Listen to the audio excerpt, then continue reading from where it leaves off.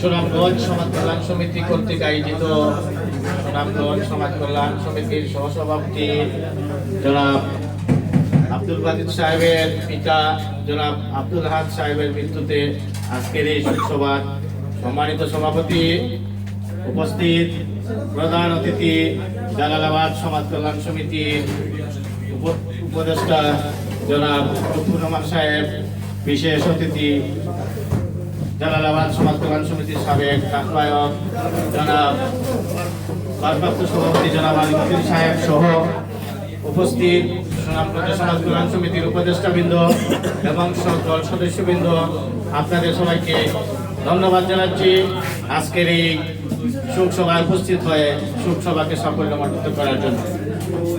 সম্মানিত উপস্থিতি, যার মৃত্যুতে আজকে আমরা একত্রিত হয়েছি, আমি আশা করব আপনারা সবাই প্রাণ করে দোয়া করবেন আল্লাহ তাআলা যেন এই মহরুমকে জান্নাতে ফেরদৌস দান করেন।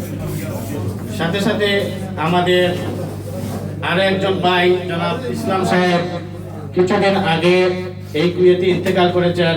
সম্ভবত আজকে ওনার লাশ বাংলাদেশে যাচ্ছে। আমি আশা করব সবাই ইসলাম ভাইয়ের জন্য দোয়া করবেন।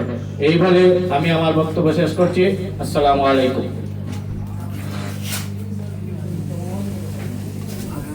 না না আর কেউ বক্তৃতা দিও না, মিলাদ চালু করো।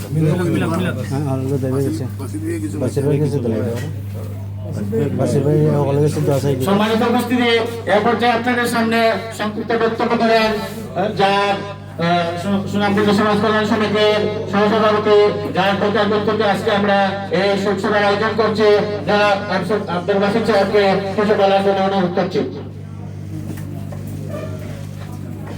বিসমিল্লাহির রহমানির রহিম। বিসমিল্লাহির রহমানির রহিম।